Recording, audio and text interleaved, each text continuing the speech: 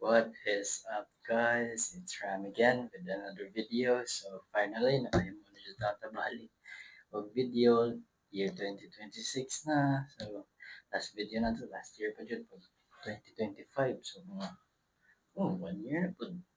So mura na dyan tayo one video per year. So finally, this year, kaya mo na dyan taon, ma-upload din ako na yun. Kaya tapulan sigla kaya mag-upload din mag-edit.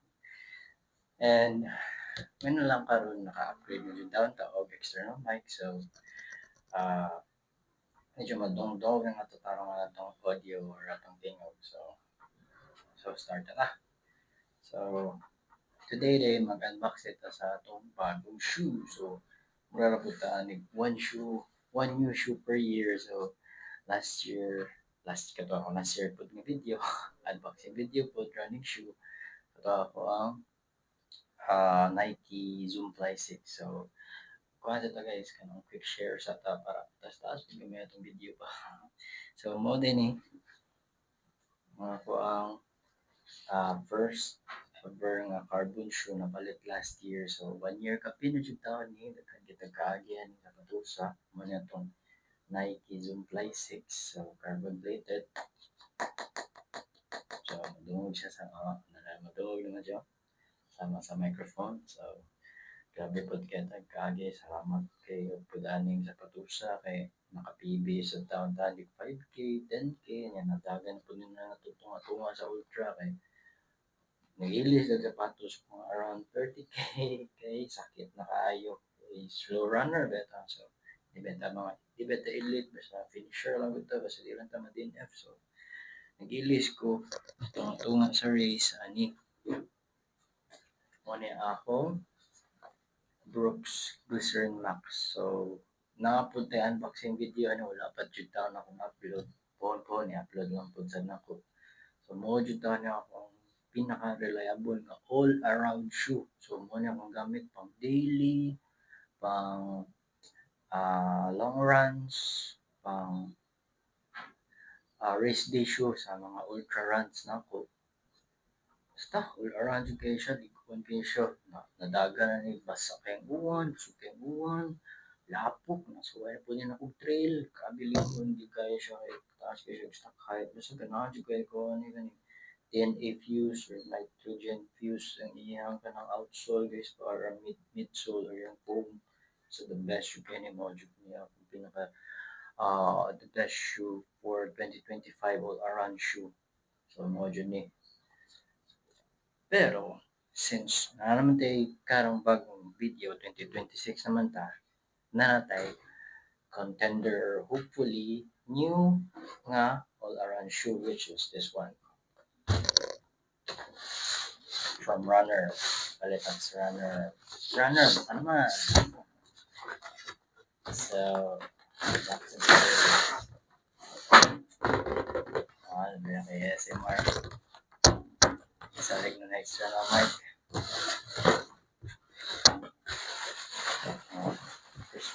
Pero hindi pa gunda kayo. So tada mo ni atong Adidas Adi Zero Evo SL. So mo din ni siya ang isa sa mga pinaka-hype na sapatos last 2025 and mo daw niyang giingon nga shoe of the year kay maingon pud ni og all around shoe og pang best daily shoe kay lagi kay nindot kayo siya kay gamit siya bisag unsang type of races. So mo na akong giingon nga hopefully mo na pud niya itong mahimong all around shoe in 2026 but hopefully dili sa ayon niya nato man malong magpabaya mo medyo na sa bago pa. So napalit nga na ako last January. So palit lang na ako kay mo lagi ganahan ko try sa hype kay kuan kayo kanang sikat kayo then daghan kay mo palit ani nga sapatos sa bahay Evo SL. So palit na ako last January naka-sale. So mo ni nga nila akong color pero nice kung ang color bahala naka-sale basta naka-Evo SL jud taon ta naman to kay gana na to katong sa ila Adidas jud nga site, Adidas nga site. Pero wala man naka-sale sa kanya. So ganahan ko niya kay naman siyang color purple and then white yung body. Then yung laces kay green or mint green ba siya tawag ani.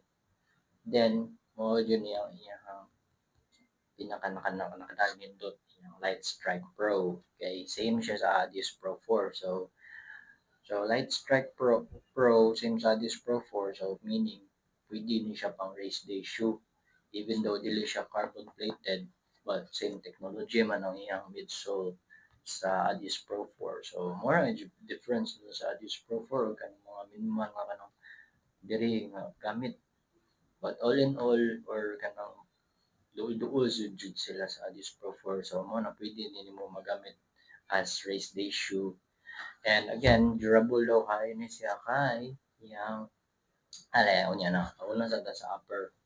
So yung upper kay mo siya kanang mesh unsa mesh type guro ni. Though ang iyang nakakuha nindot niya kay hayahay kay siya na buslot ba. So dili kay kalimot ana ni or kanang huot or panington ni tiil sa mga tao diri sa Pilipinas init kayo. Then gaan siya sige siya. So mo ni nakanindot na niya murag I think 7 ounces raman siguro ni siya nga sapatos kani Ibu SL. And then ganahan pud ko diri kay iyang sa heel kay foam padded o padded na. And then iyang tongue. So sumpay siya. Nipis siya wala siya foam pero kaya na di mo lagi pang lightweight sapatos pang daily pang all around over na purpose. And then pwede po din mo na po siya katong pangkuan ba runner's knot ba para heel up po. And then are na po ta sa mga design na nilot kayo adi zero lang may 3 stripes may pang puro jud siya adi pro 4 nga style ba na maabot diri sa bit po mga iyang stripes pa. Then nice kayo colorway or color combo kanay adi zero Evo SL green diri then hindi combo purple and green. And then are na po ta sa midsole. So Light Strike Pro same sa Adis Pro 4 so balik-balik dyan ako no. So ito jud kayo siya kay kanang mga kusog sa mga dagan ba. Mura jud siya kanang Adis Pro 4 so ang difference jud nila nakadili mga carbon plated. Then basta ko dinindot mo niyang foam ba. Indot din kuan din siya murag 37 or 39 ang iyang stock height. And then ang iyang drop guys 7mm man siguro not sure pwede rin i-search sa YouTube. And then mo to ang iyang pala power iyang kanang outer. So continental na din siya mo nang likon kayo mga abot ko rin 500 to 1,000 kilometers in mga dagat mo na makonsider ko check all around shoe or daily shoe ito yung siya mapudpud. So magamit yun siya. So ang mga cons na ko niya kay putik mo yun siya dali ra kay siya malaba dali ra kay siya bugaw so need ka masigla ba din sa mga na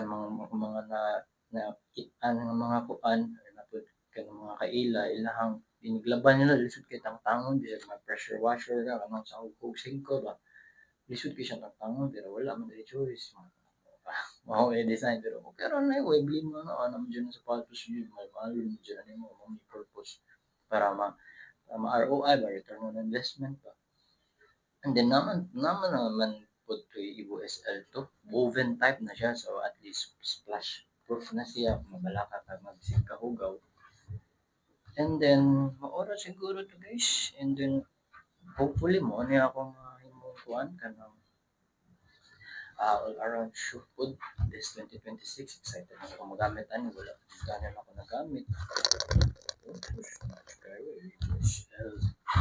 Share lang na ako guys no balik na parang sa itong video ba before 2025 all around shoe daily shoe long run shoe race day ultra shoe so hopefully kanina po ang sunod okay ko pasalamat ani kayo share lang to katagan taon tawag upat ka ultra last 2025 This one sa Naga, 50K. And then Rancation. This one sa first one sa Carmen, leg 1. And then this one is sa Malwa, leg 2. So, nandun kayo. Combine siya. So, leg 3 last year. Kompleto nung tanin last year. Sadly, nag-human. So, di lang taka-kontrolan na. So, hopefully, by this March, kompleto na sa Camotes. So, thanks aning duha ka sapatos. Kuman ako mga ultra, especially this one. Grabe juga ni, the best juga ni. Recently akong pinaka-last nga race sa 2025, 100 kilometers. So 100 kilometer finisher nga jud ta sa Bandit Ultra Marathon, the best juga ni.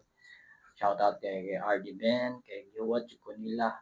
Kay para lang jud dili ko ma-DNF kay it takes a special idiot to run an ultra marathon. So thankful kay kuan it one of the best races and memorable races you can ako kani nga ultra kani jud kay human jud ang nato palog kanang kuan gyud as slow runner basta wala lang jud na DNF. So alright to guys, hopefully so kay mo na po next video. So thank you for watching. Bye bye.